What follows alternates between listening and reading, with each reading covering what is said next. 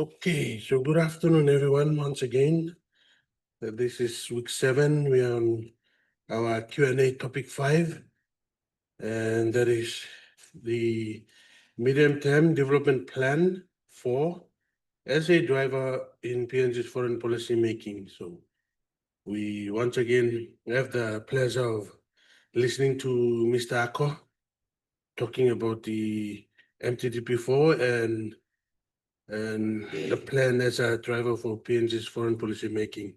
So without further delay, I now hand over the virtual microphone to him, and we'll have Q&A afterwards. So thank you, Mr. Popis. Go ahead. Thank you, everyone. Good afternoon. We'll kick off straight. I'll share the screen.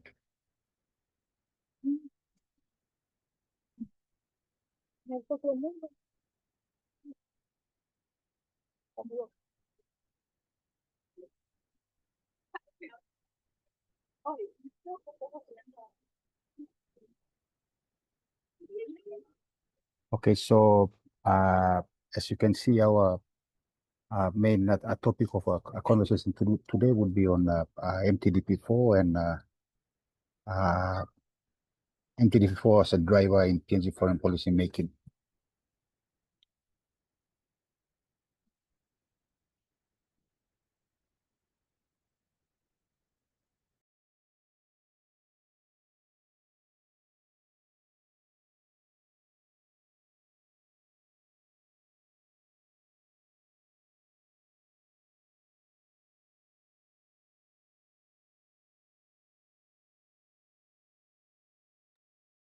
Mr. Ako, sorry, it's on mute. Are you on mute?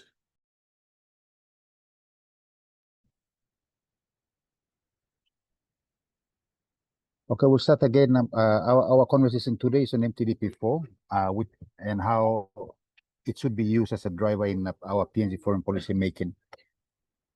Prime Minister Marape, in his foreword of the MTDP4 document, spells it out very, very clearly about benchmarking our development charter against global standards. And global standards can have many interpretations, but for our purposes, I assume we could all take this as meaning how we play internationally according to the global rules and norms. So the MTDP4 was launched by Prime Minister James Marape on 7 July 2023 at APEC House, Port Moresby.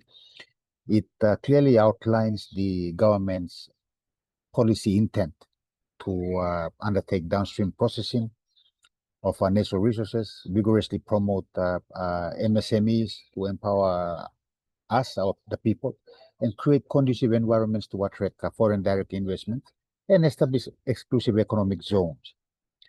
It will also build highly skilled human capital by investing in quality education at all levels and harnessing opportunities of research and technology. Now, at this point, I assume all of you have had a glimpse of the MTDP4, okay? So we all know that in the MTDP4, it's made up of 12 SPAs, or strategic priority areas. And all these SPAs have various deliberate intervention programs, or DIPs, which have been identified, and their purpose is to enable effective delivery through relevant strategies.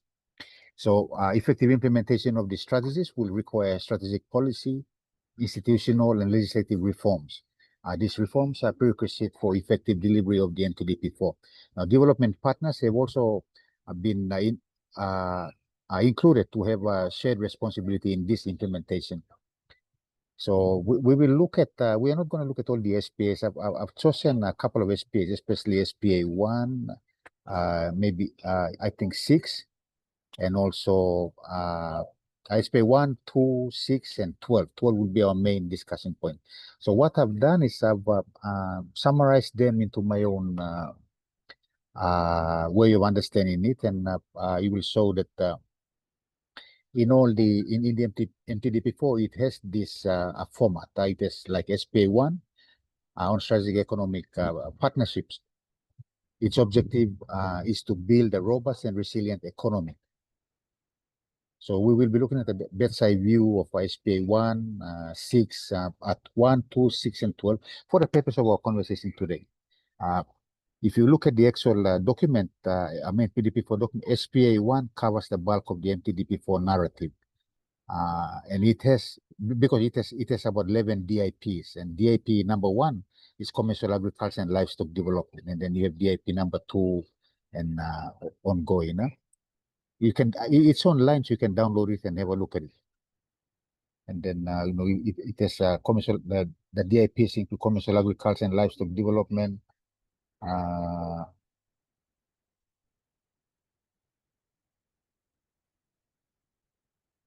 mining and petroleum, fisheries and marine resources, forestry, banking and finance, financial inclusion, MSMEs, national tourism, arts and cultural development, trade and investment, manufacturing, land development, downstream processing. Okay. And then you look at SPA 2. I've decided to choose these SPAs which sort of have a direct impact or influences foreign policy. And then you will look at the SPA 2 with Connect PNG infrastructure. This SPA 2 has 8 DIPs. So DIP number 1 would be Connect PNG, land transport. DIP number 2 is air transport. Number 3 is water transport. Number 4 is national telecommunication and ICT connectivity. DIP 2.5 is national electrification rollout. DIP 2.6 is national water sanitation and hygiene. 7 is national housing infrastructure. 8 is urban township and district growth. And the 8 of them. So this is how they mapped out, and take careful note of them, especially the intent and the investment, as well as the strategies, which I don't think would be here, but you have the intent, investment, you have the implementation strategies, and then it goes on. Now, this is our point of interest. SPA or SPA 6, we have the SPA 6 on national security. And under this SPA 6, they have 4 DIPs. DIP number 1 is on national defense and security. Number 2 on immigration. Number 3 on cybersecurity. Number 4 on biosecurity. And so those are the main DIPs. Forgive the background noise. I don't have any control over that, and school will not align, so I'm just a guest here. Okay. You all would understand. So SPA 12, SPA 12 is on strategic partnership. And that would be where any focus on foreign policy white paper or foreign policy formulation should be built around. Apart from the apart from the 12 SPAs, because you have the goal of the SPA 12 is to forge strategic partnerships for greater development results. Now that in effect is talking about the foreign policy now, because the foreign policy talks about our interest. And then you will note that the SPA 12 has the following DIPs. The first DIP is on foreign relations, and you look at the investment of 48 million has been budgeted, and the implementation strategies, to develop and rehabilitate PNG foreign missions, to provide appropriate training for FSOs, engage in missions, to strengthen key strategic partnerships with regional organizations such as the PIF, ASEAN, ACP, no word of APEC. You see the ignorance people have on what's more important. We will talk about ASEAN in the coming Q&A sessions, but personally, I don't view ASEAN highly. When you judge ASEAN and APEC rates highly above them, simply because out of 10 of the ASEAN membership, 7 of them are members of APEC. So, why you want to go to ASEAN to be part of it when 7 of the big boys already in APEC? Use bilateral means to engage with them at the APEC forum. That's my argument. Okay. The SPA 12 that talks about development and economic cooperation. And then you look at the implementation strategies. And so development partner programs are aligned to our development priorities. Increase mobilization of development partner resources towards economic enabling infrastructure. Mobilize private sector resources. And then you have DIP 12.3 is the private sector, and we all talked about that already. But when you look at the intent intent has a different pathway. You see the intent of the private sector to identify opportunities to improve PNG's ease of doing business ranking and encourage further investment, facilitate and coordinate public-private partnership initiatives, encourage opportunities under the infrastructure tax credit scheme, and develop community service responsibility policy. It does not mention even with the implementation strategy. I don't know which of these 4 strategies we will use to. One of the questions by I think Marcus or someone last week was, are there any regulations to balance out the influence of the private sector in foreign policy formulation? Well, if I out of these implementing strategies, I don't know where we can fit that in. Then DIP4 talks about civil society and church, faith-based organizations.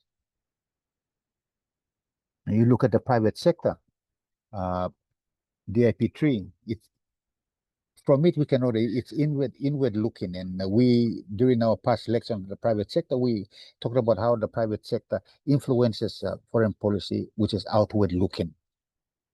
So the question now is, do we have Papua New Guinea run companies that can do that? Do we have PNG companies investing in other countries, like the Solomon Islands, like in Fiji, in Vanuatu? Do we have our companies there investing, which can influence Papua New Guinea's interest in other instances on that? Okay. Then DIP number 5 is the National Volunteer Service. And its intent is to encourage partnership with national and international volunteer organizations in line with our national volunteer services policies.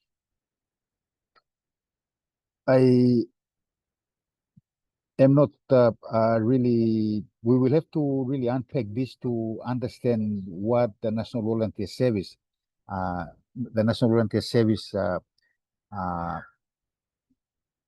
importance is in foreign policy making. Is the National Volunteer Service part of the cadet system? Do they mean the cadet system? Or when you look at the develop a competency and accreditation framework to manage the NVS, National Volunteer Service, does this come under the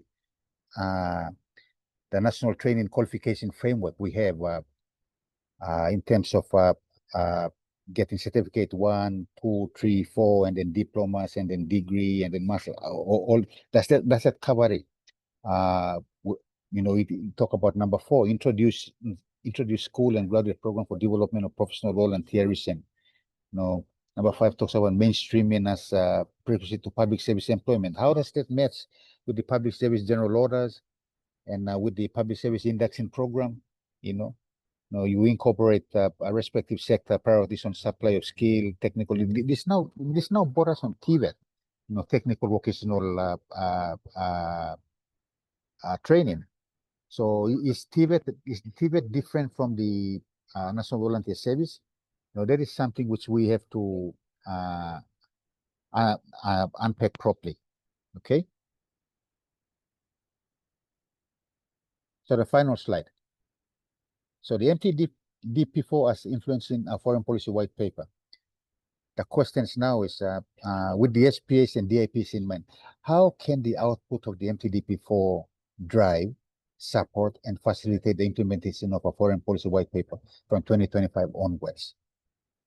How can we as Team PNG, and this means UPLA, me, everyone at the public service in the private sector, at the NGOs, drive our international relations initiatives with the MTDP4 hovering over our heads, noting that the MTDP4 is in fact our national interest. That's how I see it, because the MTDP4 brings together how the government thinks this country will move forward. See, I have only used SPS 12 as an example for purposes, but you will find that the other SPS and DIPs also play a crucial role in PNG's foreign policy formulation and implementation, especially when you're looking at formulating your domestic game plans, which can have impact on our international game plan. The question now we should be asking on each and every one of us, we should be asking ourselves is, do the DIPs or the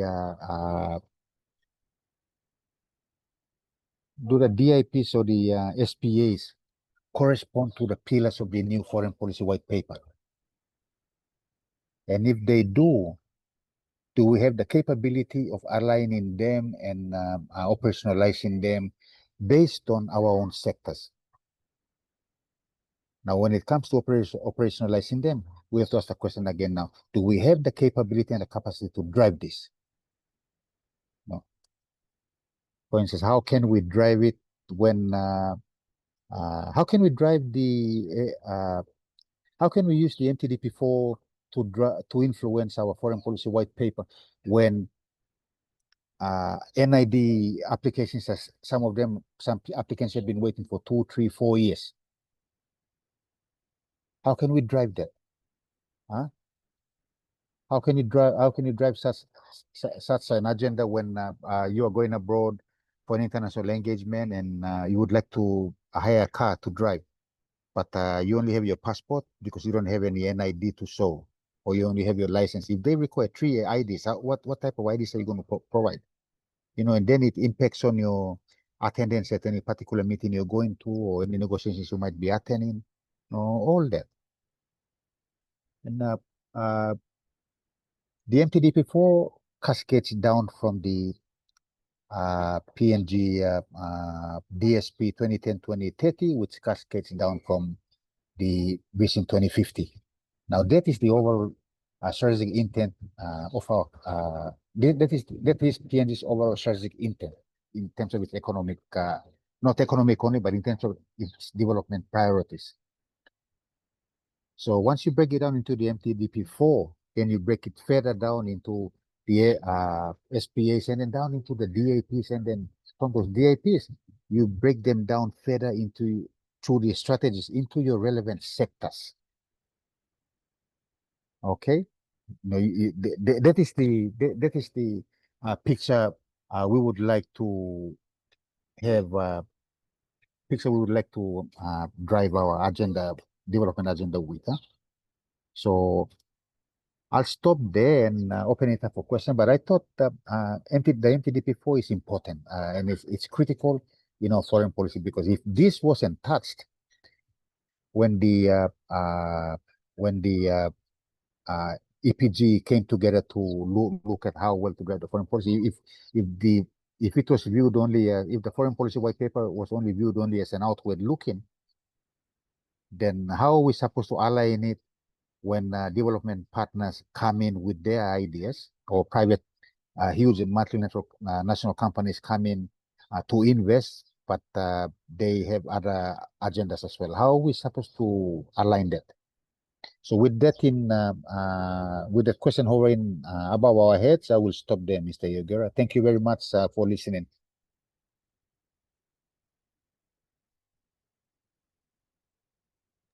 All right, thank you, Mr. Ako. We now open the floor for questions and comments. We follow our list, so we will start off with Amy.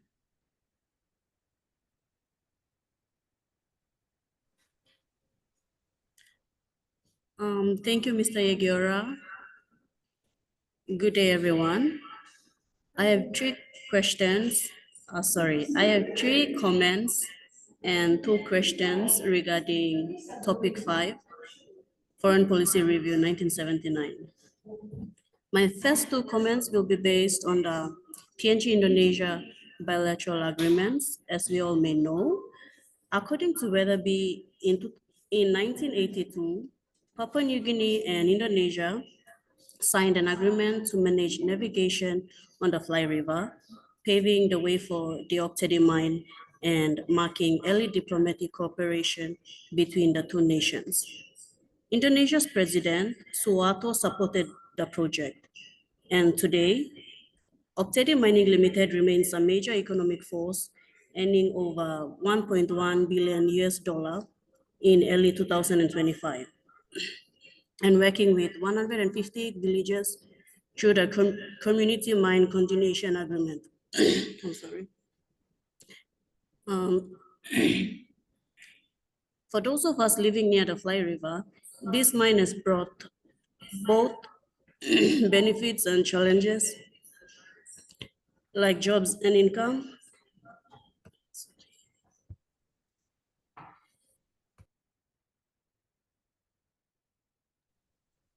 Sorry, I'm having a cough, that's why. Yeah, to continue, but also it has brought environmental impacts. Our river became a shared space and our land became part of a bigger story. As PNG now reviews its foreign policy for the first time in over 40 years, led by Minister Justin Tachenko and a team of veteran diplomats, I hope our leaders remember the communities who live with the legacy of these decisions every day. That's my first comment. Second comment.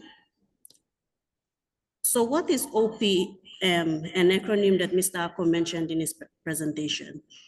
OPM, Organisasi Papua Merdeka, or the Free Papua Movement, is a group seeking independence for West Papua, the western half of New Guinea under Indonesia control.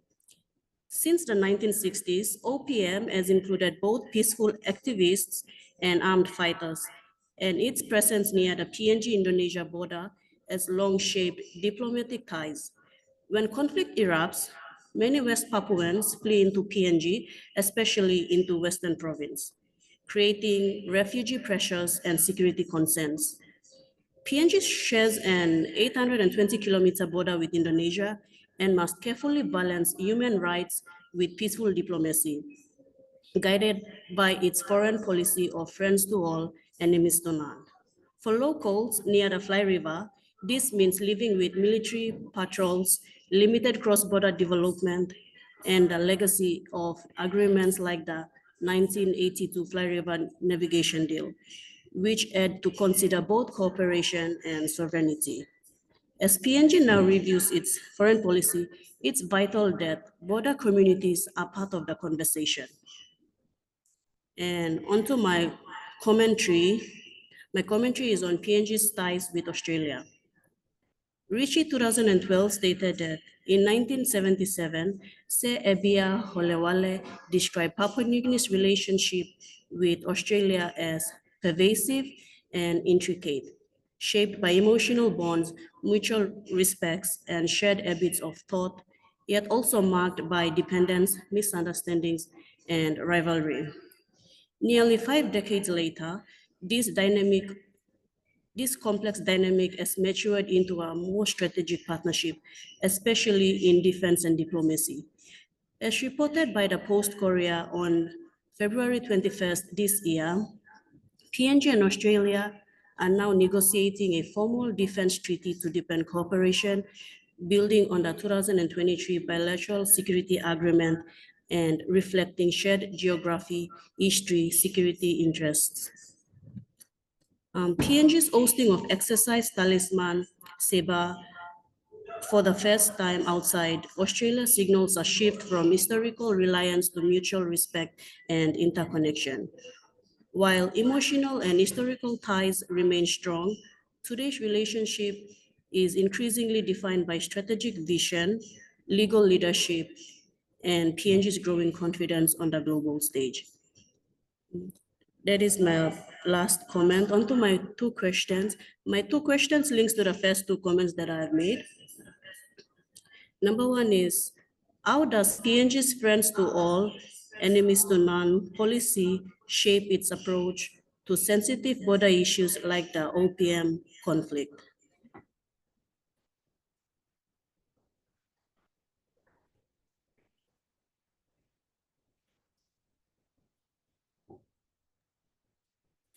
That's thank you for that. During that time,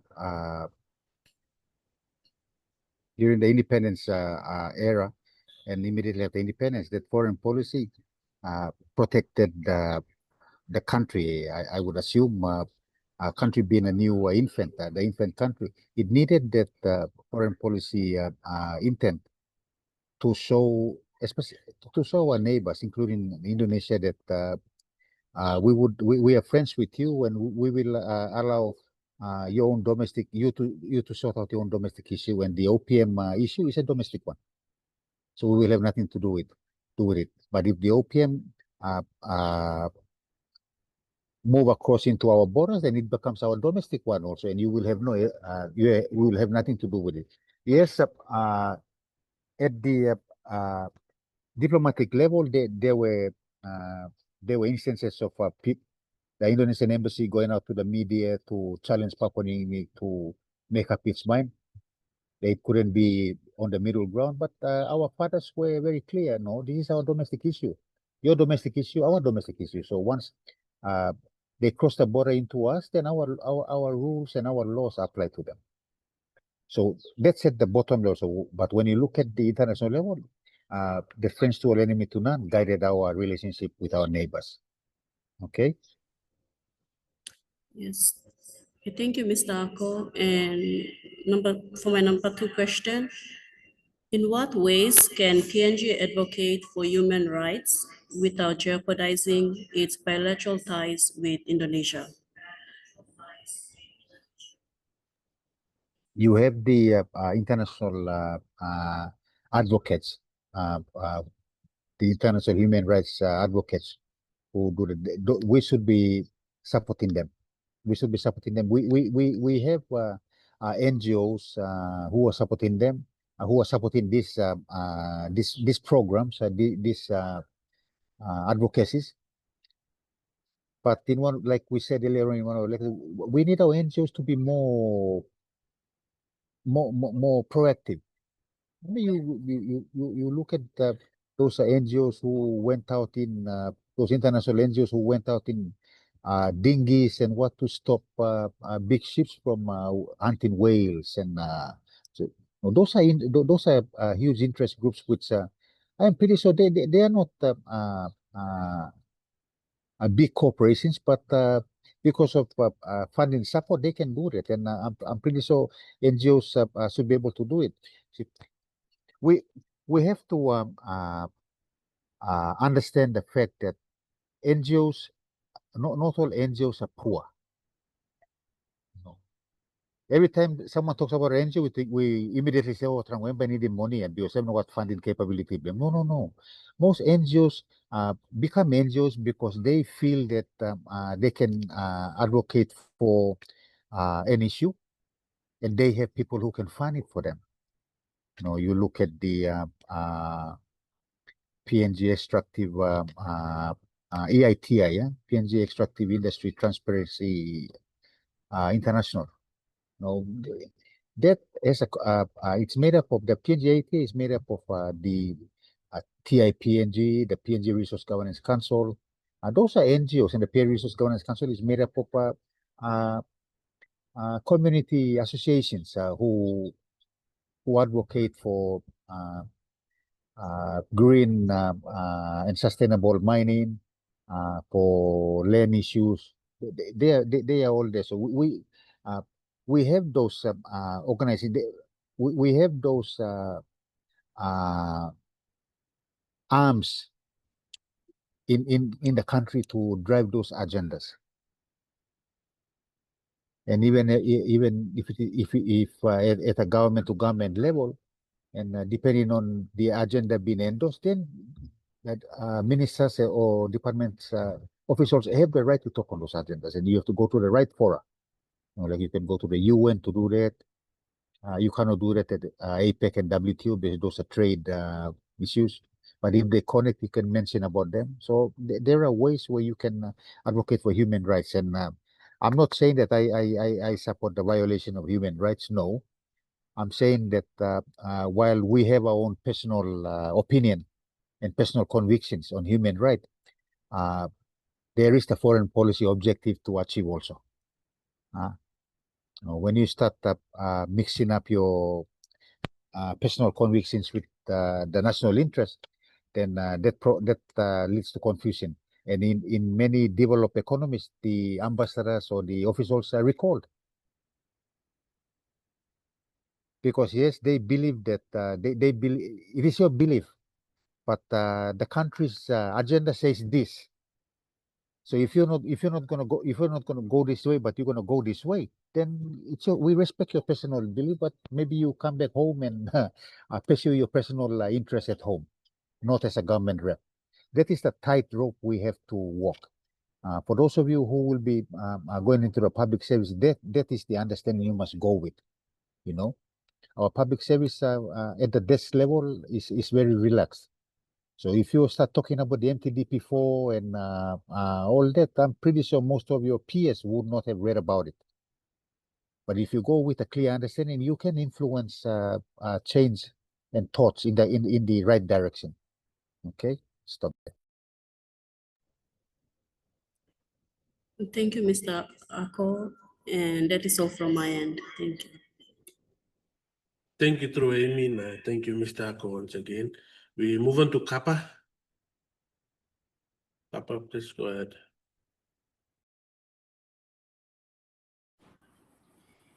Thank you, Mr. Yagura, for handing the virtual microphone to me. Good afternoon, everyone. Mr. Ako for joining us from Port Moresby. Thank you. I will dive straight into my questions and comments. Some of my questions and comments are from the previous topic, so I will go as per the previous topics that we've covered. So from the topic of the private sector's role in foreign policy making in PNG, I will begin with a comment. So there was a statement made by our presenter that the private sector acts as an engine room of our country's economy, and it plays an increasing role and is visible and strategic in shaping the country's foreign policies and its directions. So this is evident through high-level platforms like the PNG Core and the recent Resource Week, where government leaders, foreign diplomats, and industry giants converge to discuss investment, trade, and resource diplomacy.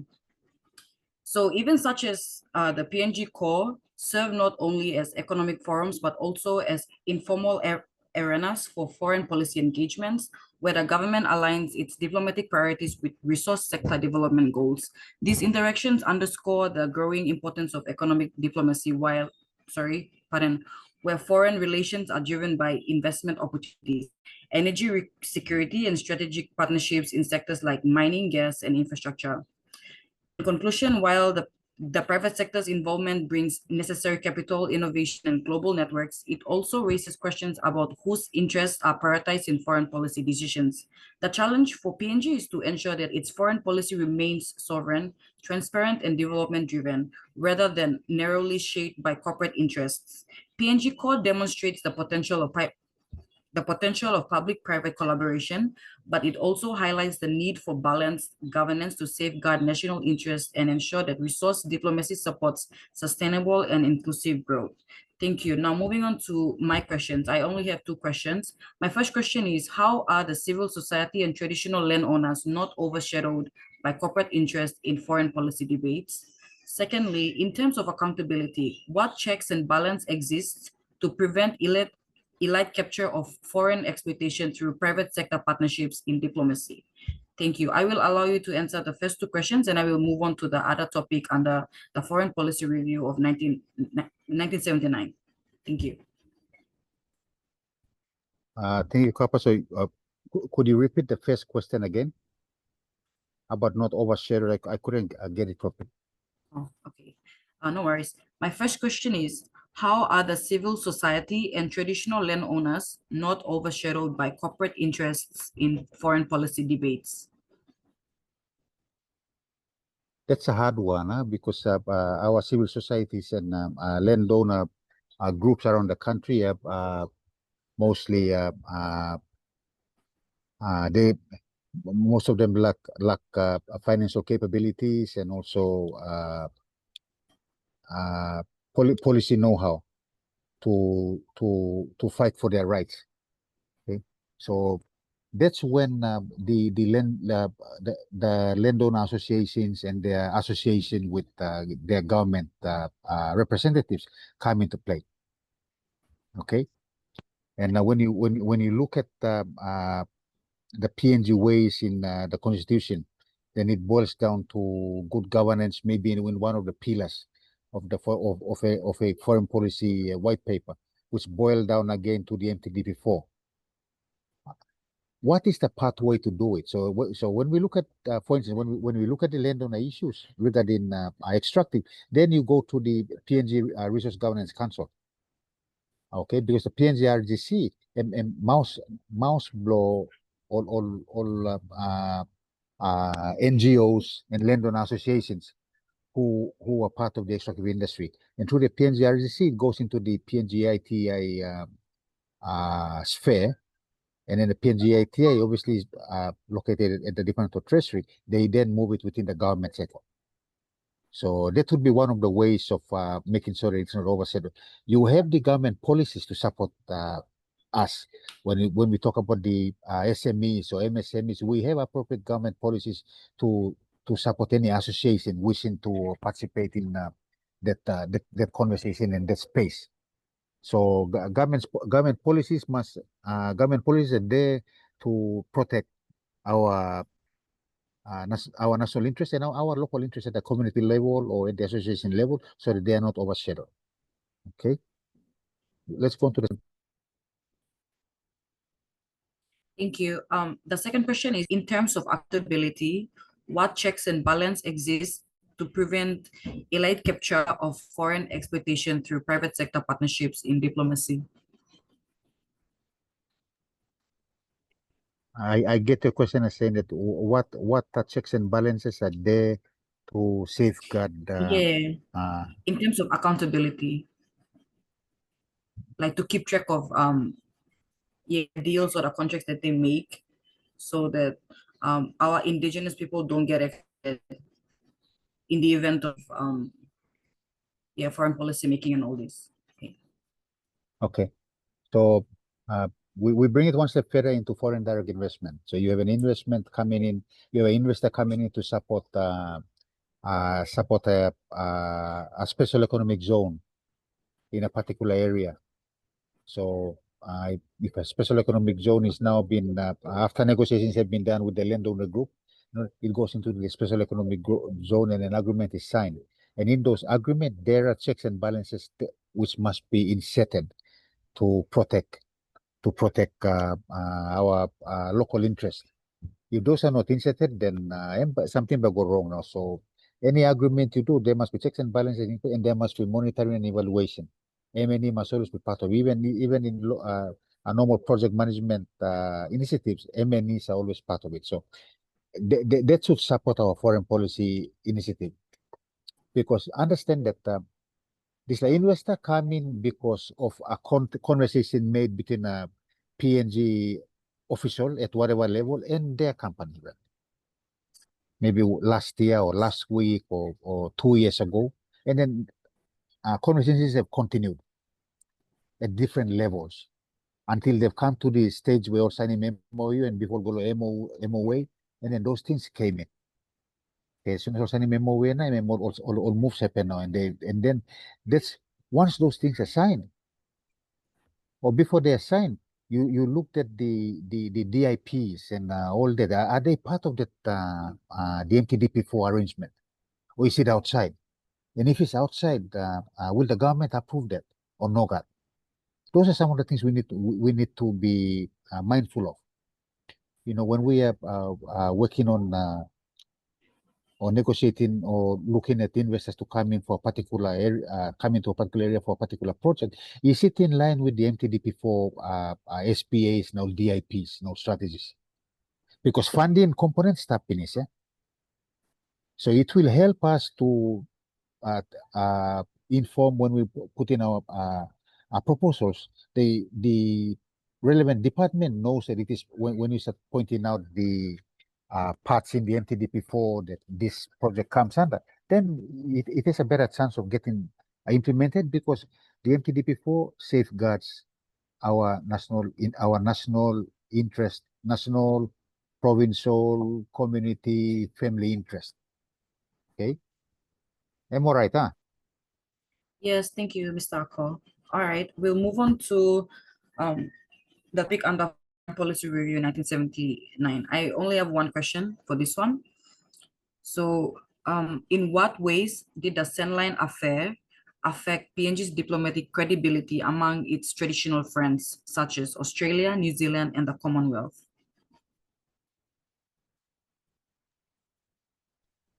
Okay. Now, the Sandline affair was not a government-to-government arrangement. Okay. It was done. We only have books to read by General Singerok and Prime Minister Chen's book to read to come up with our own conclusions. But from the way I saw it, it wasn't a government-to-government arrangement. Okay, allegedly, is that the people went ahead and in the interest of the country went ahead to cover that. Sometimes you see the action happens and then the diplomats have to go and clean up the mess. So when the thing happened, I am of the opinion that our diplomats started moving to cool out the sauce and all that stuff. Huh? So when you really look at the Sandline affair, our closest neighbors were observing and noting very well that their embassies and high commissions here went into overdrive to firstly to safeguard their own citizens, and secondly to ensure to mitigate spillovers effect. In the event something go wrong, they started in the event the Sandline people were not disarmed properly and they fought back. What would have happened? They started evacuating their citizens away from Mosby. And those are all diplomatic activities that happen because planes will have to be brought in to evacuate them, and which means approvals will have to be given to allow those planes into our airspace. Any plane flying over without any approval, then it's an aggressive stance. So those affected and the Sandline affair occurred at a time when we were only less than 20 or around 20 years into the active but selective engagement. Okay, and then when you look at Sandline, the Sandline affair resulted from the Bougainville crisis. The Bougainville crisis resulted from a lot of things, but mostly upon them was benefit sharing. Also from benefit sharing, and if the benefits were shared according to how the landowner groups wanted it, I am very sure that there would not have been any. We wouldn't have gone to that extreme. When you look at the history of Bougainville, everything started in the 1960s, late 1950s, when Sierra went in to start working on the Panguna mine. And in our lectures, we know that by the 1960s, Panguna mine was one of the world's largest mines, copper mines in the world. And it was touted to be the new countries, the newly soon to be independent countries' major revenue earner, in addition to agriculture or something. So when you look at you look at the sequence of events, and you look at how when you go back to the PNGDF and that the geopolitics of the 1950s and 1960s in the Asia Pacific region, and why Australia was moving to ensure that the PNGDF was maintained, while there were calls to no need for military, you need police force as well. It was, when you look at it, you can do it that way, then we understand the fact why Australia wanted the PNGDF to be maintained and upgraded to ensure that there was a defense on that stuff. Now, when independence came in 1975, and by 1976, 1977, most of the things, there was localization in place, and then most of the services which the pre-1975 PIR were enjoying were now included in their pay packets. And when money started becoming an issue, then planning something will fall into fall out of line now. No, so I am of the opinion, of the strong opinion, that if negotiations had gone well, and if all the beneficiaries of the mining areas had been looked after well, then I am sure that none of this would have happened. Okay. All right, thank you, Mr. Ako. Now moving on to today's discussion on the MTDP4. I only have one question. From the journalistic side of view, how can the media in Papua New Guinea play a role in keeping public understanding and on the alignment between the medium-term development plan and the forthcoming foreign policy white paper? Thank you. That's a good one. That's a good one. Noting very well that the media is owned by international companies. So anything you write in the papers will have to be edited. So we don't know whether the message will be provided across to the appropriate audience or not. Then when you look at going into discussions like this, how many people in this country always used to watch John Egan's presentations on policy issues? And then the fact that they were put at a time when the timings of those programs were also important to capture the audience. So we're talking about print media can provide that to the appropriate audience. We're talking about news, TV, and all this stuff. They can also provide it. The point of the matter is that media is important in getting messages across. But how well we get those messages across, and how well we break through the language barrier in talking about them. You right now on I was just looking at some Facebook comments about people talking about. I mean, I understand English is not our main language, but for goodness sake, if you're in the game of media, you need to sharpen up your English. When you're talking about islands, and actually when you're meaning highlands, that portrays the wrong signal. So if you're talking about the MTDP4 and for FDIs to go into the islands, you mean New Guinea Islands or you mean highlands? So then, while media is important, media must also have a stringent criteria for people to join. They have to have talking test. You mention him or something good, okay, you will give you a pass. But if you language, like our Motu and friends from the village of Pari, who do not produce H, who do not pronounce H. So for my name, they always say Lawi. And that's normal when I go there, when I go and visit them. But when they come and visit Hanobara, when they say Lawi, I say, use him H. You start a place Blumia. You see Mele HUI. But when I go to their place, because I'm home ground roller, so when they don't pronounce the H, I just pass him out. But I know that they mean in me.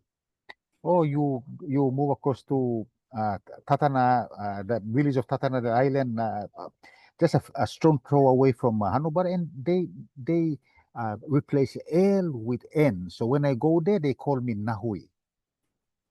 You see. So the understanding now is if the speakers are trying to become media journalists or reporters, then they have to leave that language accent or place na come na working English, and that happens. You'll be surprised at the way some of my one thought from these villages, when they speak English normally, and they pronounce everything. So while the media is important, the biggest challenge is in pronouncing things properly to get the message across. Okay. All right, thank you, Mr. Ako, for answering all the questions. I truly appreciate it, and for sharing all that information with every one of us in the forum. Thank you. And thank you to Mr. Yagira as well. Okay, thank you, Kappa. We'll move on to Tommy. Tommy is the next person.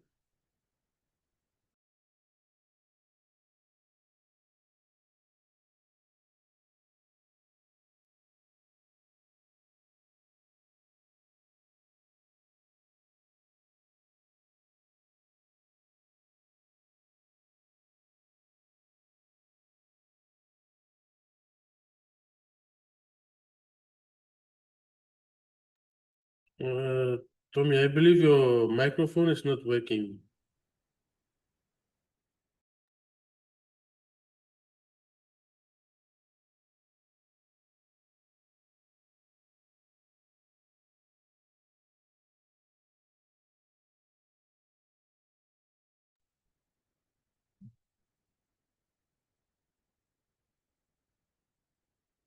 Can you use someone else's microphone, computer?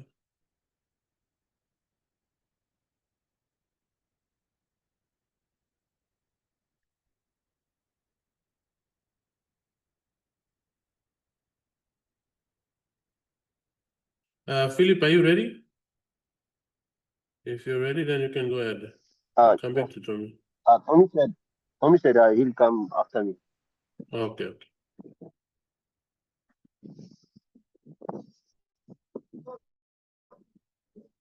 Okay. Thank you, Mr. Ako, for the presentation for today's session. I have a couple of questions to ask. This is just a general question regarding the foreign policy. Two questions. Um, in regards to the current foreign policy that is under review by practitioners and academics, how much of a bigger role or input has the current Marape Rosso government put into the formulation and implementation of the policy?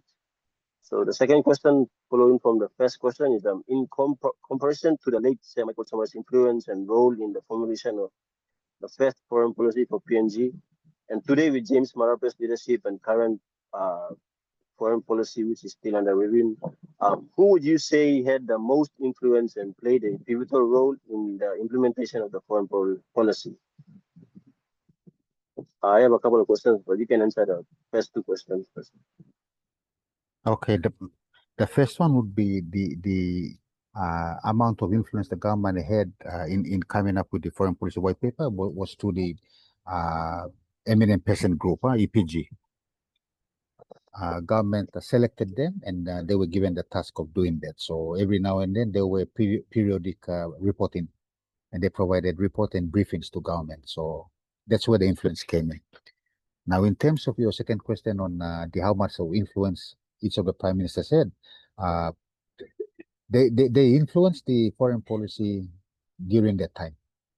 As prime ministers, it was the onus was on them to influence the foreign policy during that time.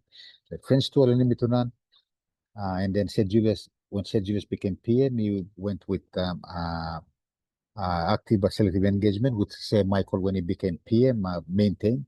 And then they had other small strategies below that on look not say Prime Minister Winty came in with look not say Julius came back in again with look not work the Pacific and all that. And then when Prime Minister Marpe came back, he said, no, we go back to French soil and Mitunan. So that's the influence the prime ministers are having on a foreign policy of any country, because they are the CEO of the country. So the buck stops with them. Okay, so those are, is that okay? Did I answer them correctly? We can continue with the other questions. Yeah, thank you.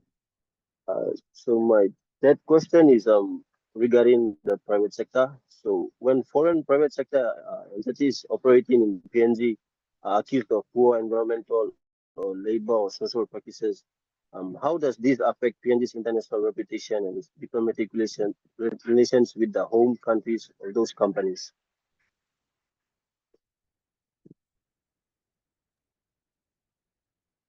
International reputation is secondary. It goes with enforcement. When we invite investors into the country, I'll go back to my monitoring and evaluation clauses in the agreement and our ability to enforce. If we are not being able to enforce, I'm something wrong now. Because I mean, it's our own country, it's like you're inviting someone else into your home and you just allowing him to run wild around your lounge, bathroom, bedroom, and you're not doing anything to enforce it. So it's that simple from my own point of view. No. You look at examples of other countries. When they do that, they bring in their laws, and their laws come in to enforce the rules to protect the interests of the country, of their people. You also have the International Court of Justice in Geneva, where you can bring those things. I know it will be a very expensive exercise, but you have it there to mitigate these issues. Okay.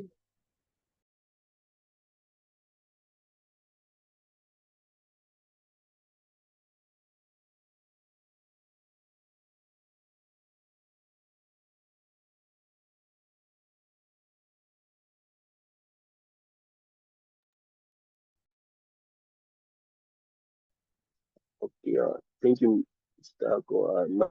My last question is regarding regarding today's presentation on the MTDP4. So to what extent will the MTDP4 success in improving critical domestic issues like law and order, governance, and social services impact PNG's international reputation and its ability to attract and sustain broader or more diversified foreign policy relationship beyond resource focused engagements?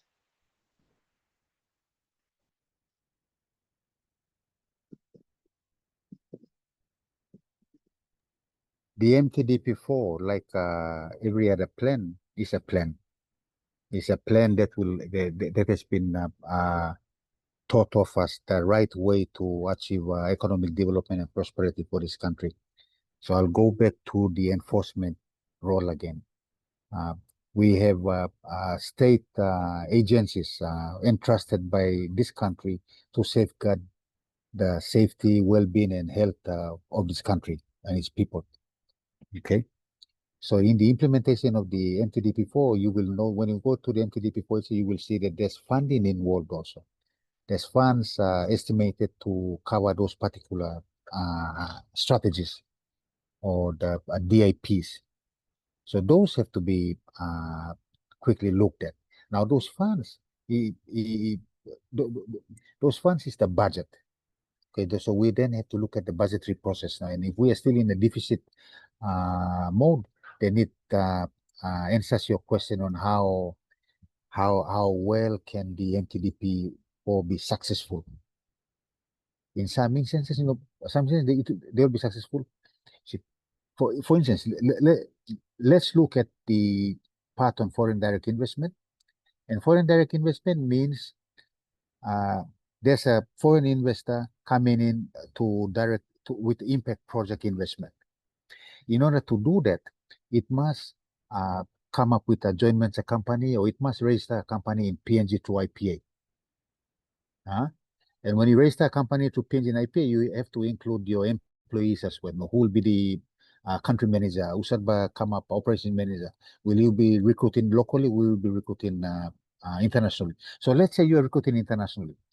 So now you have IPA for registration of company. You have immigration for registration of visa lodgement and all that. You have the Department of Labor and for work permits. Those are three among the other host of requirements which the investor will have to do. So IPA also have a website. So you can register a company within 1-2 hours, and it's done. And then how much time you go through Gonzalo visa application, immigration, it takes 2 weeks. Or might be depending on the requirement you put in. No. Sorry, before you do the visa, you go secure a work permit bill. And I don't know how long work permit take. When I was working at immigration, it used to take work permit a month to 4 to 8 weeks to come up with a work permit quickly. So once the investor gets the work permit, then it goes hiring people. It goes hiring people to come and work. So when you look at it, IPA working law hours, then on NAPLA agencies, government, work law, they have their own times. They have their own system of processing. So then where does that leave the investor? No, because if the investor talks, I need to do this within this time space. There's not very well that investor to long invest but got plan B na silo na pro countries to. So it goes back to the agencies, how well they run and how well they carry out their mandated role to ensure that the to ensure that those activities happen. We know that our biggest head role in foreign direct investment is on our law and order. But then you see the law and order goes back to enforcement and funding. You have law enforcement agencies which are handicapped because they don't have fuel to run their cars or because all no got car. So those are some of the factors you need to look at when we're looking at how investors come in and how well how the entry have been facilitated. One agency will do it like this, while the other agencies will lag. Now, if all the agencies were doing like this, now go and all right. You look at your need to apply for a passport if you want to go to school or overseas or work overseas with the Pacific engagement visa.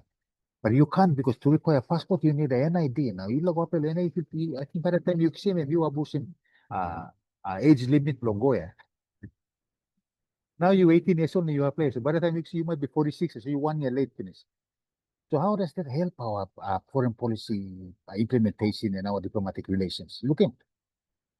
So those variables have to be considered.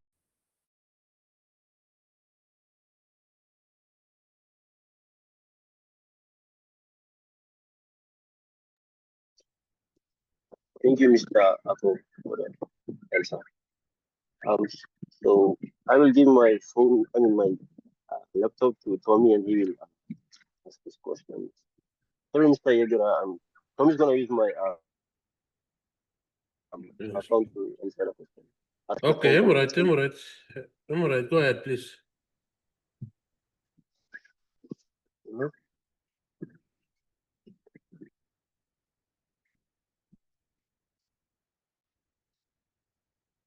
So,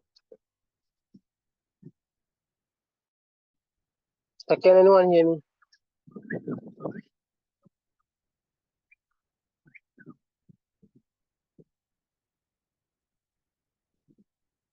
So, my first question is, by the way, good afternoon, Mr. Yegura and Mr. So, the first question is directed to Mr. Ko. So, in your opinion, do you think the current foreign investors, like the Chinese and the Australians operating in Papua New Guinea private sector, are they truly the effects of our non-alignment foreign policy, which Papua New Guinea followed over that? Yes, so just or Papua New Guinea just follow the developed nations like the Chinese and Australians and Americans foreign policy and allow them to exist in our country. Yeah, that's my first question.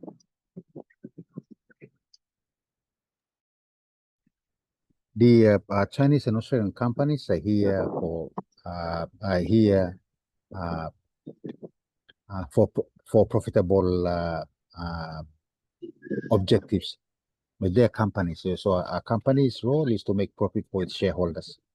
They are not here on a charity thing to look after Papua New Guineans who are underdeveloped or all this. They're here on a particular business agenda because they are companies. Now, when we're looking at development cooperation, then it becomes government to government. So once a development cooperation arrangement is penned down, and we say that okay, under that development cooperation arrangement, or line bakam na walking road lo place go out lo town. So that we over about a 5-kilometer road. So then it depends on whether the contractors the road there will put him out tendering publicly. So public companies can apply, which means they can they might give the total cost, total funds for this road go on national planning by putting out to tender. So our companies can apply, or it's a case of talk, we'll build you the road. Don't worry, one talking road.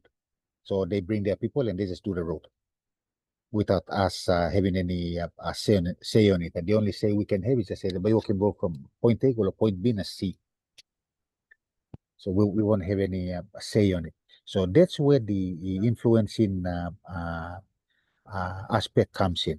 So you have to look at also the system of governments for this like one development partners we have. You have a democracy in Japan, you have a communist government in China, you have a democracy in Australia, the US, the Philippines, Thailand, Indonesia. You have maybe guided democracy.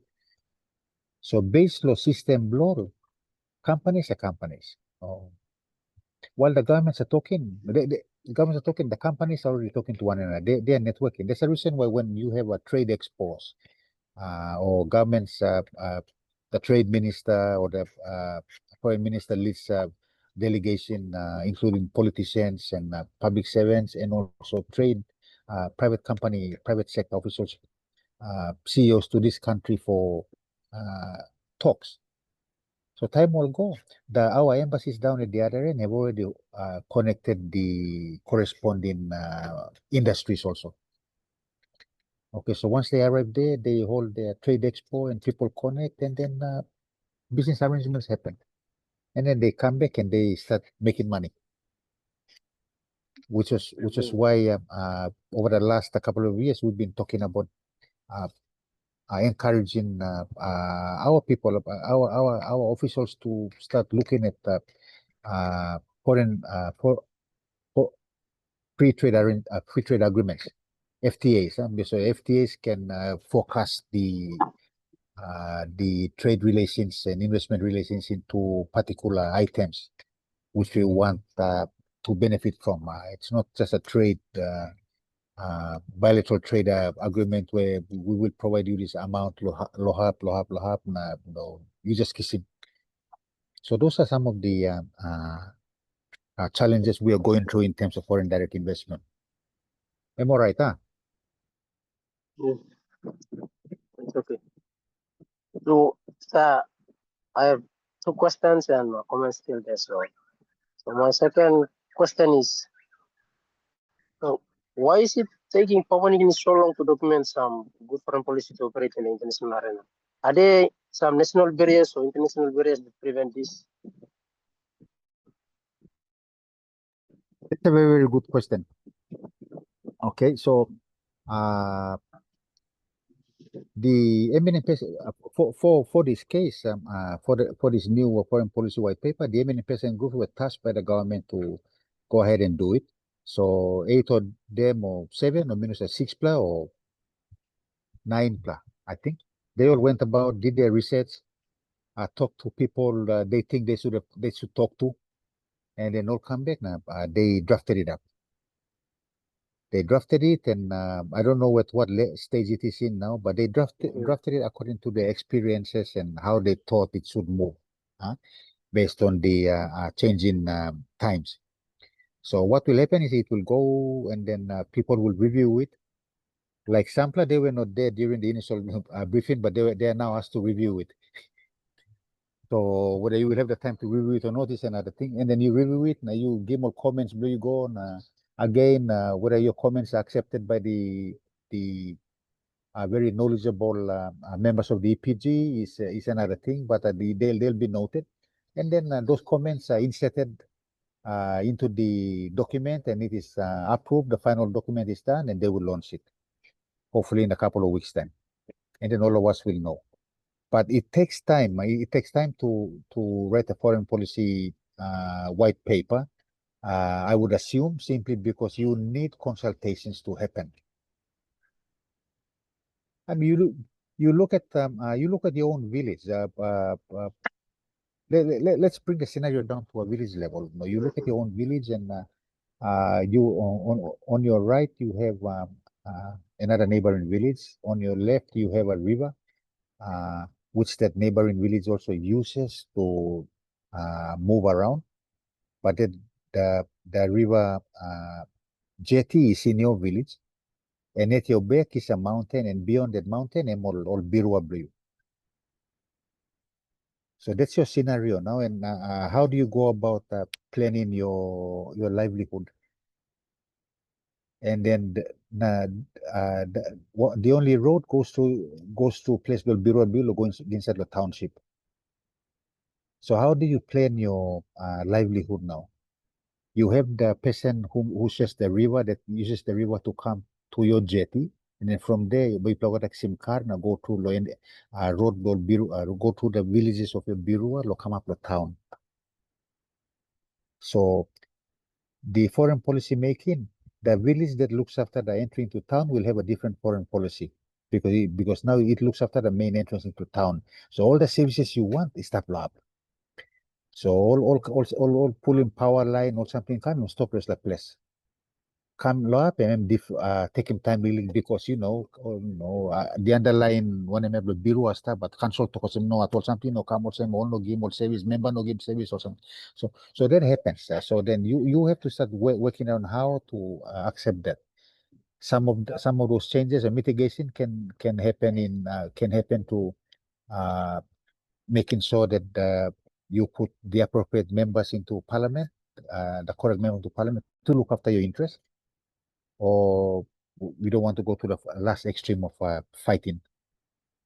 So you look in. So let's say that PNG and this land place on Namel with the jetty.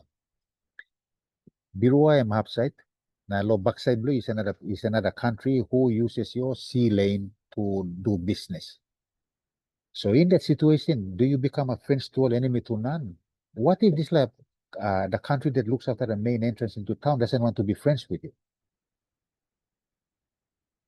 If that happens, then this friends to enemy to none foreign policy, you need to change, but you change him or on him. You by friends to enemy to none one times the country that's all who's are using jetty blue, but you by active and selective engagement one times the country look out him entrance going inside law city.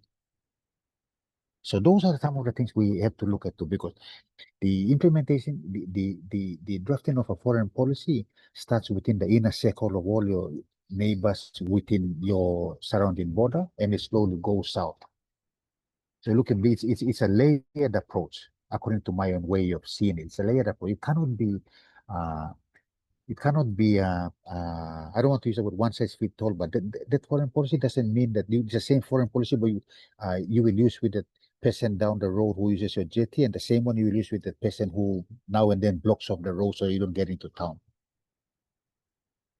And then when that happens, you look at the government level and just understanding stuff. But then you look at the people-to-people level. Yes, while that is happening, they got all Poroman stuff, so all place, yeah. They go around or they catch up in town, also drink, or the three of you would have gone to school together at Pasam National High School. Huh? And then over there, you became very good mates. You could be the people who will become in power and then change the whole and start looking at, okay, those things let's come up with a tripartite agreement for these three countries to move together. So then you have and if you become a tripartite agreement, then you have your military exercises together. You have regular dialogue to talk about this Lawara, how Bampa straight the road. So okay, but maybe looking 6 lanes. So triple lane, but you play not a triple neighbors by using logo come. So we won't disturb your environment. All kinds something also. So I'll stop it there because this topic we can continue into regional engagements as well. So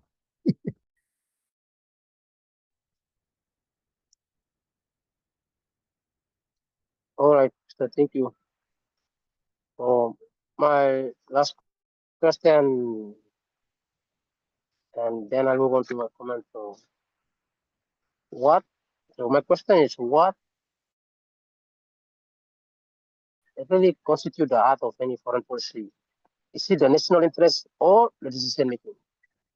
What really constitutes the heart of any foreign policy of any country? Is it the national interest or the decision making?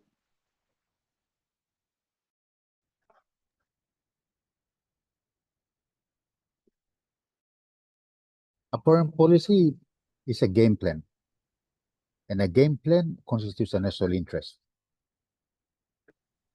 The decisions you make out of the national interest will depend on who's in charge during those times. You see, going back to our three village scenario, at one particular time, you might have three people who hated each other's guts. and then time will pass away, or they decide to hand over their leadership to other people. These people, like I said, would have gone to school together at Pasam Nesolai and all come back and all stop good. So the scenario will change now. So in terms of decision making, that will be the decision making agenda based on that. It depends on the times, and it depends on the context of the particular time, and it depends, or you might never know that the person in the village closest to town marries into marries a lady or gentleman from the other villages. So you look at more intermarriages causes national interest to happen also. I am sure that there have been we have prime ministers, or we have departmental heads, or we even ourselves. We discuss our trying issues with our spouses, and our spouses provide that support or provide alternative solutions to what, and because they are our soulmates, we listen to them and we bring them, and when we browse those ideas into with the others, and time will agree, then a quick solution is reached on that. So it's national interest and decision making in that order, or it can be together at the same time. But a foreign policy, to my own point of view, is national interest. Because if you don't have national interest, then that foreign policy has no basis.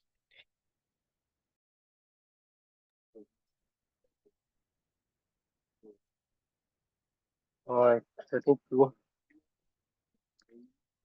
So,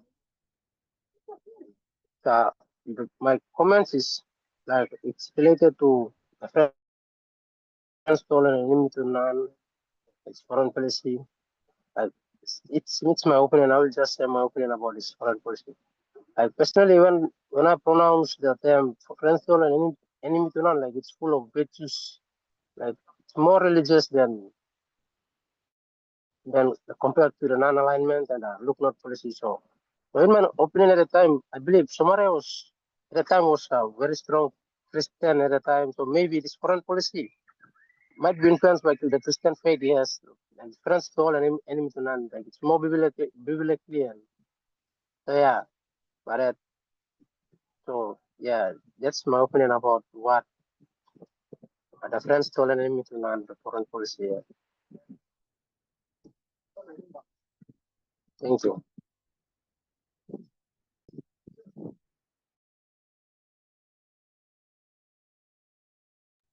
Okay, thank you through Tommy and Philip and Mr. Ako. We have roughly 22 minutes, Philip, before we end the session. So let's move on to our next person in line, Mac. Mac, please go ahead. Good afternoon, Mr. Yagura and Mr. Ako. So my question and comment is basically it's for the private sector influence on PNG foreign policy on Mr. Yako's presentation last week. I think I asked some few questions to Mr. Yako, and he gave me a brief background, brief answer about the private sector influence on PNG foreign policy. The question that I asked regarding the private sector influence on PNG foreign policy is that which private sector have more influence on PNG foreign policy, and Mr. Ako stated that the private sector who has more influence on PNG foreign policy is the energy, oil, and gas sector.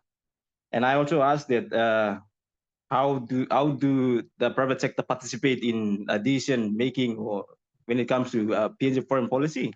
Mr. Ako stated that it's through the BCPNG, which established its own process through the BGK and G2BCF process, where it becomes a vehicle of drive when it comes to this foreign policy discussion between the government and private sector in PNG. So I want to understand the process, the influence on how private sector has on PNG foreign policy, and how the process on the BC PNG, also its impact, the risk, and so my following question, I have five following questions, five questions that I want to ask Mr. Ako. It's directed to Mr. Ako. First is on the influence on private sector on PNG foreign policy. So the question is, the first one is, how often does the private sector get invited to contribute to foreign policy discussion? That's the first question.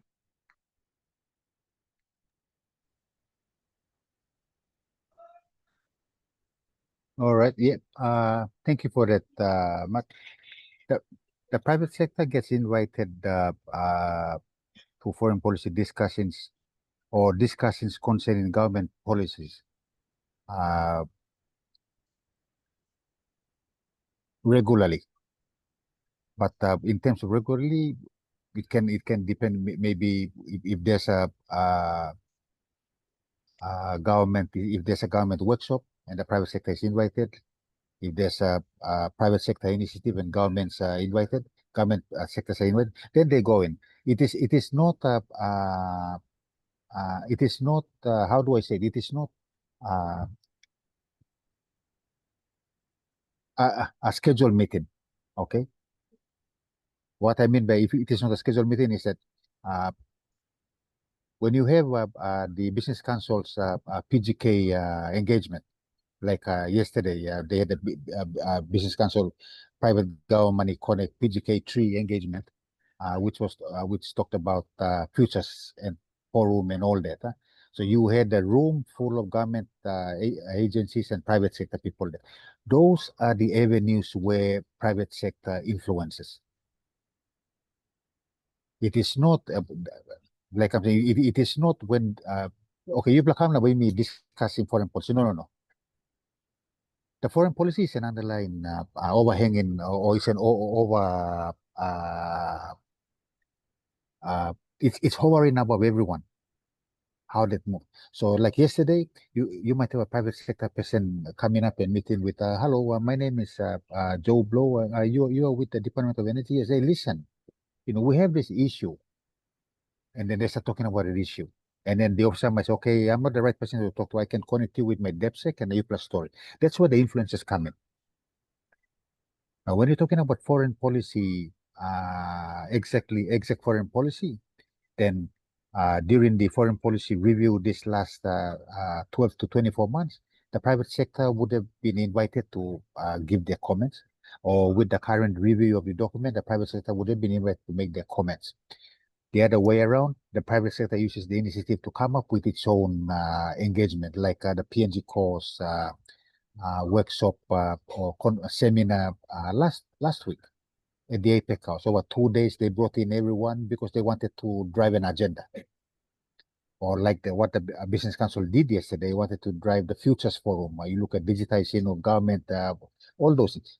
The corresponding government people came in, government departments also came to support the capability, and then engagements happen. And then by today, I'm pretty sure that their departments are meeting with their private sector counterparts on some of the issues they talked about yesterday and how they would like to move them forward. So that's how often the private sector and the government engage to cover anything that deals with international relations. Okay, so we have to understand that the foreign policy is a game plan. International relations is the daily interactions which we have with our international counterparts. So, Mark, that's how I would answer your question. Thank you, Mr. Go. The second question is on the process on the BC PNG to PGK. So how do the BC PNG and PGK process work in practice? Like how does it work in practice, like BC PNG, BCK? So what happened is, let's use yesterday's example. In the last 2 months, the Business Council through its staff, have been liaising with government departments and with other private sectors members, saying, listen, we have this agenda. Would you like to give a talk on this? The talk will be so and so. So it's been doing it until it confirmed its speakers list last week. And then the final program went out saying that, okay, regarding, let me, I saw the agenda somewhere.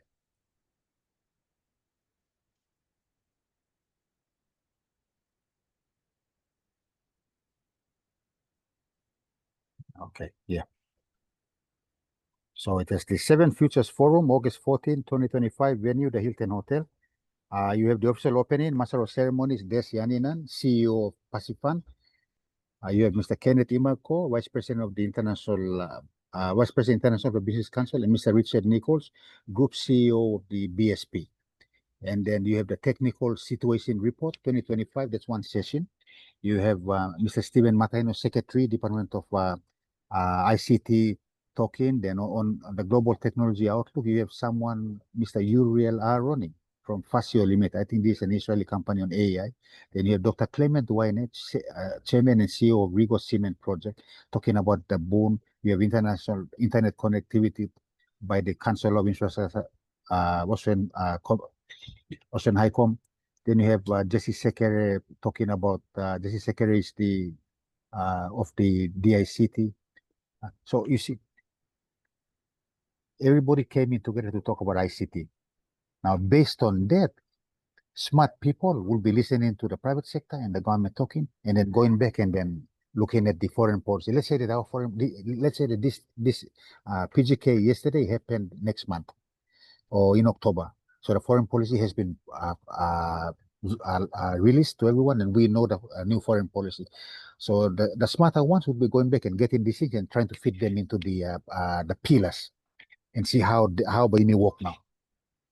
So that's the process. So the PGK3 completed yesterday. So between now and January or February first week, the Business Council will now be preparing for the PM's back to business breakfast. You looking? So they've got 3 to 4 months to prepare. They've got 3 to 4 months to talk. They've got 3 to 4 months to use their government to business G2B consultative forum. I think there are 2 or 3 still remaining this year to start coming up with an agenda. You see, so this G2B consultative forum is chaired by the Business Council President and Chief Secretary Pomali. Both of them share it with their counterparts, and they'll start talking about anything that happened in the last 6 months, anything that might happen in the coming months, like the energy crisis, all those things are discussed there. So once they go into the PM's back to business breakfast, where the Prime Minister goes and talks about the economic outlook for 2026, the President might provide some consensus on some particular issues, because immediately after that, you have the PGK1 happening. So then the same thing that happened yesterday happens again immediately after the PM's back to business breakfast, where officials meet and start discussing or coming up with solutions. Now, the good thing or the practical thing about the G2B consultative forum is that any issues, if it warrants the cabinet's information, then the private sector suggests to the government side, listen, Chief Secretary, we think that this should be escalated to cabinet. And once agreement is reached, the cabinet gets to know about the private sector issue or private sector initiative. So once they go, then the cabinet can then instruct particular department and say that this is an international relations concern. Go talk with your counterparts in country A, because this company A is an investor from country A and they're not doing the right thing. So then the government tells the ambassador or the high commissioner in country A that, listen, you go have a talk with your counterpart at that foreign ministry and talk with this company. You know, we're going back to someone's concern about the environmental abuse and all that. Those are ways that these issues can be addressed. So that's how the Business Council PNG is influencing policy, government policy. by coming up with its own structure. It is not waiting for government to call it to go to attend a meeting. No, it came up with its own structure, and it sold the idea to government, and government thinks it's a good way to continue dialogue with the business, so they are attending. Okay. Am I right, Ma? Yes, thank you, Mr. Last three questions. One is on the impact. So can you give an example? Give an example where private sector input directly shape a foreign policy decision. And you have worked with the Department of Foreign Policy for a long time, and you might know some examples where private sector its input into the foreign policy as impact the foreign policy of Papua New Guinea. Yes, I can say a good example would be the Ramonikol project. I was in I was in China when Chevron and the others were all go come to China to negotiate with the Chinese government on this project, and they were having three-way. They were negotiating this opportunity with their Chinese counterparts, and the Chevron here were talking with their government colleagues, government contacts, that this should be addressed up into the higher level. So to cut a long story short, that was escalated up into a higher level, and it was signed, and the project came about. The government is not in the position to find out whether that particular area has oil in it. Private companies know it. So private companies will know that this particular area has oil or gas, and then they go through the normal channels to inform government that there's an opportunity here. Let's look for this. So that's how that happens. So those are examples. There are many examples. Some never worked because along the way people found out that the land was not okay, or the company was not reputable, or kind of stuff. So those are examples. That was the main example I witnessed, President, the Ramonikol process. I think I organized 4 or 5 meetings during my stay there for several officials, all boss now, all upside landlord meet. And then former minister, the late same Apoitai was going up and forth to brush that thing up, and then the project happened together with the Chinese SOEs. Thank you, Mr. Ako. Last two questions. I'll give the 2 questions. You can answer both of them. It's on the risk of private sector involvement into PNG foreign policy. So I've been working with the foreign policy for some years, and if you know more about foreign policy, have there been cases where corporate interest conflict with national interest? That's number 4. Last question is what safeguards exist to prevent foreign policy from being overly influenced by business agendas?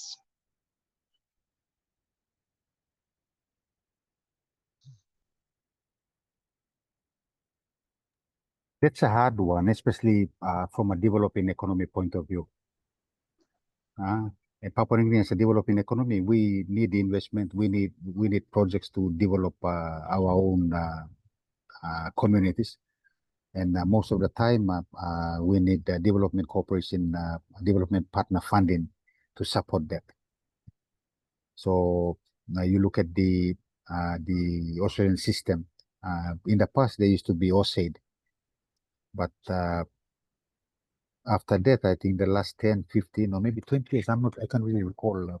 They changed it, and they're using development cooperation companies like DT Global, like ABT, all of them to provide bids to support this education capability or economic development or infrastructure.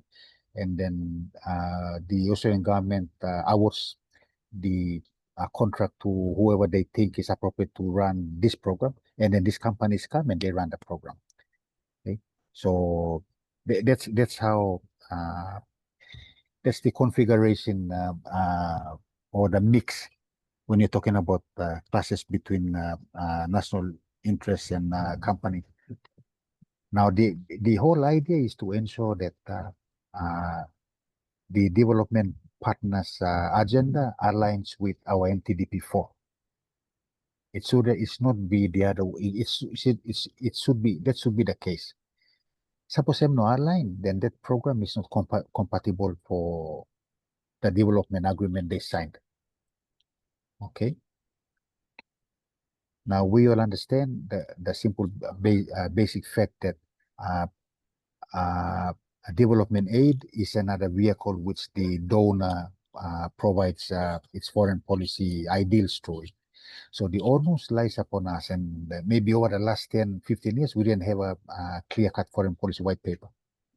That the active but selective engagement faded along the way. Yeah, I think all splashes blame Warren, I think. But with this new one now, we have a strong case now to stand strong and say that no, you can talk about development infrastructure, that's fine. You have X number of millions for your infrastructure development program. We want it done this way because our foreign policy talks about this, and you can fund it through the MTDP4 on SPA2 on Connect PNG. You look at the strategies on it, you can funding goals and do that. That should be the way to avoid the clashes. Without a paper, the donors can influence. But to listen, you plan no confirm it. So this is what we suggest. Let's go and do it. Now you me too, because no plan now, we'll just say, okay, let's do it. I guess that's how I would answer your question, Mark. Thank you. Thank you. So, Mr. To conclude, just a comment on the private sector PNG foreign policy. As you stated, energy, oil, and gas sectors, like they hold the strongest influence over foreign policy because of their major role in the economy and foreign investment. And platforms such as BCPNG, PGK, they give the private sector a voice in policy like discussion, which is valuable. Yes. So in my view, I think it is important that when this engagement happens, it remains transparent and balanced so that national interest, community welfare, and environmental protection are not overshadowed by corporate priorities or interest. Yes. Thank you. That's from me.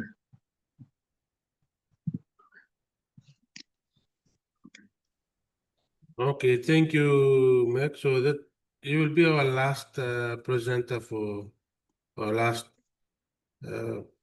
attendee to ask questions and make comments. We will stop here. We thank you, everyone, for coming, joining us.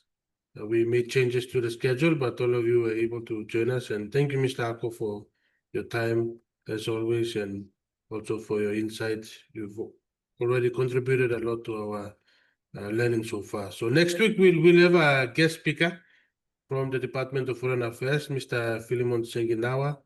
He'll be leading us with a discussion on ASEAN, the importance of joining ASEAN as a member state. So Mr. Ako and I will join the discussion, and he'll be the main guest speaker to talk with the people, share his experience as a diplomat serving in Kundu, Kuala Lumpur, or Malaysia. So thank you, Mr. Ako. You have a nice afternoon, and for everyone as well. We'll Thank you. move the Thank you, list to Olgeta. next week, Tuesday. So thank you. Thank you. Bye. All right.